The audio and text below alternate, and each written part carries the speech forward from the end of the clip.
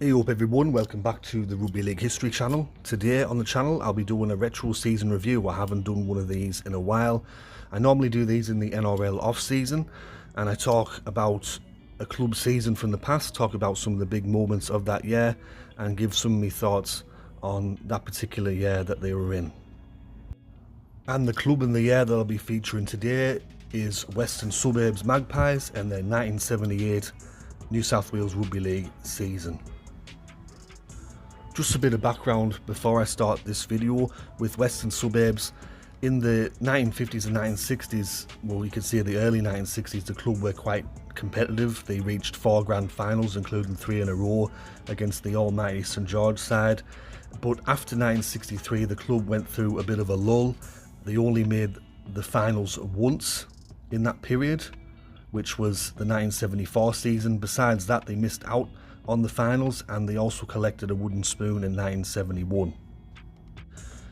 In saying that though, Western Suburbs did have some success, and that came in the midweek competition, the Yamco Cup. In 1977 they defeated Eastern Suburbs 6-5 at Leichhardt Oval under the coaching of Keith Holman, in my opinion Western Suburbs' greatest ever player.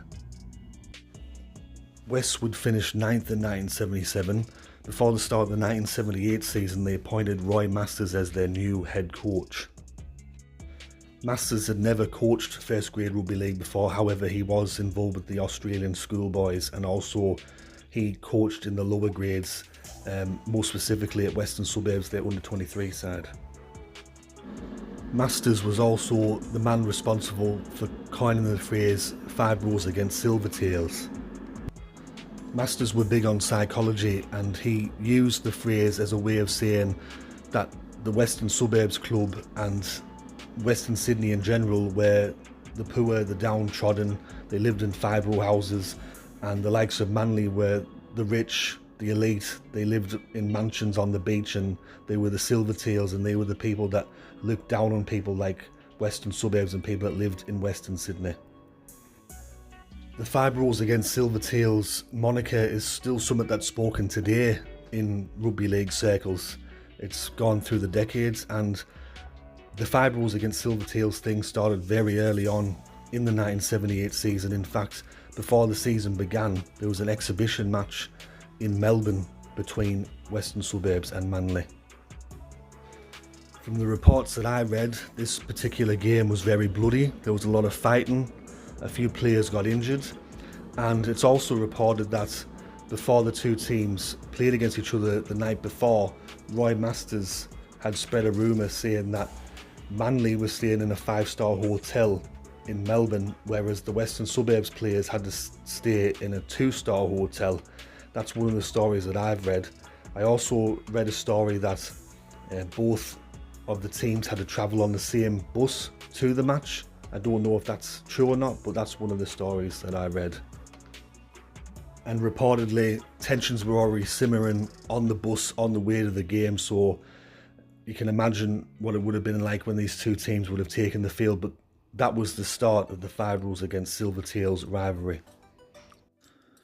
To start the season off proper though, in round 1, West got off to a bad start. They lost 19 points to 14 against Eastern Suburbs at the Sydney Sports Ground, so not the best start for the club.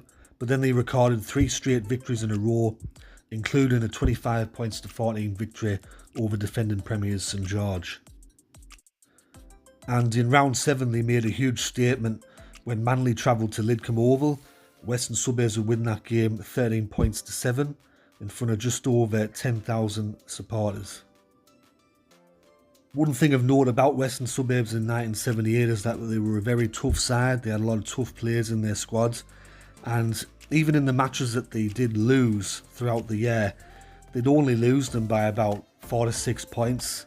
There was one game where they lost by 10 points, but that was stretching it. In a lot of the games that they lost, it was very close, and in a few of the games that they won, they kept the opponent to less than 10 points throughout the game. So Roy Masters really instilled a toughness within the Western Suburbs club, and he pretty much made Lidcombe Oval, well, the club themselves and the players made Lidcombe Oval a fortress. They made Lidcombe Oval a place that you did not want to come and play at.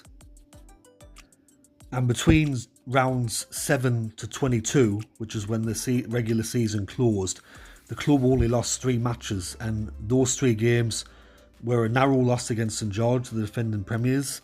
They had a 6-point loss against Manly at Brookvale Oval, and they also had a 2-point loss against Canterbury Bankstown. So 3 of the contenders around them, they only lost by a very narrow margin. At the end of the regular season though, however, Western Suburbs would finish as minor premiers, the first time since 1961, and only the 5th minor premiership in their history. At the end of the regular season, the top point scorer for the club were Peter Rowles, sorry for the pronunciation. He got 239 points, which was also a club record. The top try scorer was Wayne Smith with only 9 tries, which is quite interesting. The biggest home crowd they got were against Parramatta in round 19 at Lidcombe Oval. 21,015 people attended that game. One thing I found interesting though is that Roy Masters did not win the Dally M Coach of the Year in 1978, despite it being his first season in charge of a first grade side and he took him to a minor premiership. He did not win Dally M Coach of the Year in 1978. On paper though, this Western Suburbs side in 1978 were really good. You had some very tough players in there. John Dallas Donnelly, you had Les Boyd, John Doherty, you had Tommy Raudonikis, of course, you can't leave him out. Wayne Smith, as I mentioned earlier, Ron Gitto. They had a really good team in 1978, which was, I think, a very well balanced squad. Before the start of the final series, Western Suburbs would have really fancied their chances at making their first grand final since 1963. In their first week of the finals, they played against Cronulla in the major semi-final, where they lost at the City Cricket Ground 14 points to 10. A week later, Western Suburbs were in the preliminary final and their opponents, once again, were Manly Warringah. This match was played at the City Cricket Ground, where just under 28,000 people attended. Now with Western Suburbs, even though they lost the opening week of the finals against Cronulla, they were given a spot in the preliminary final because back then it was different with the top 5 and how the final system worked. With Manly, they had to play 3 sudden death matches just to get to the preliminary final, so Western Suburbs were the much fresher team going into this game. However, Western Suburbs would lose the match 14 points to 7, and this match is remembered for a lot of controversy. 2 of Western Suburbs' tries were disallowed by Greg Hartley, the referee, and he disallowed a try in the match against Parramatta and Manly a week earlier, and there was a lot of controversy around that as well. And there were a lot of people at the time that suggested that Greg Hartley made the wrong calls with both them Western Suburbs tries and they should have been given. However, Manly, once again, the nemesis of Western Suburbs, managed to get through to the grand final. And we all know what happened next. Manly would play against Cronulla in the grand final. The first grand final were a draw. They come back a couple of days later and Manly defeated Cronulla to win their 4th premiership in 6 years. So for Western Suburbs fans, it was probably a really golden opportunity that went begging. In the coming years, Roy Masters stayed on as head coach, and even though some of the players departed, like Tommy Raudonikis and Les Boyd and the like, the club was still competitive in the late 1970s and early 1980s. They made the finals in 79. 1980 they made another preliminary final. At the end of 1981, Roy Masters would depart Western Suburbs over... There's a few reasons as to why he left the club. I think it was down to financial reasons and things like that. And it was then in the 1980s that the club really hit rock bottom. In the 1980s, they came last 4 times. Of course, in 1983, they finished bottom of the table, and then they were rejected from the Premiership along with Newtown. Newtown didn't have the finances to fight the decision or to come back. Bit of a long story, but Western Suburbs managed to get back into the Premiership after being ejected, and they really struggled in the 1980s.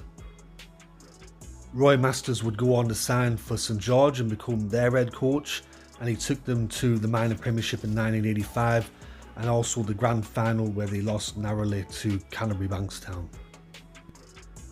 In my own personal opinion, I think that the 1978 season for Western Suburbs was their last real chance of winning the premiership. Ever since that 78 season, yeah, they did have a couple of good seasons after that in 79 and 80, but really 78 was when they had to make it count and win the premiership. And like a lot of times throughout the history of Western Suburbs, unfortunately for them, they just fell short. But of course, that time in Rugby League, there's some iconic memories, the face slapping, the 5 rules against Silvertails thing, which still gets spoken about today. They even made a film about it. Lidcombe Oval, if you watch old footage of that, or you hear stories from people telling about the old days at Lidcombe Oval and some of the characters that played for Western Suburbs as well. You wouldn't get too many players like that these days, so even though Western Suburbs didn't win the premiership back then, they certainly left their mark in a lot of other ways. So that concludes my video on the Western Suburbs Magpies of 1978, my retro season review. I hope you enjoyed this video. If you did, let me know in the comment section below. I've got a whole playlist of retro season reviews. If you're interested, go and check it out. Thanks to everyone that's been supporting the channel. Sorry for the lack of content recently, but there'll be more videos coming out soon. Anyways, I'll catch us all later in the next one. Tatty bye for now.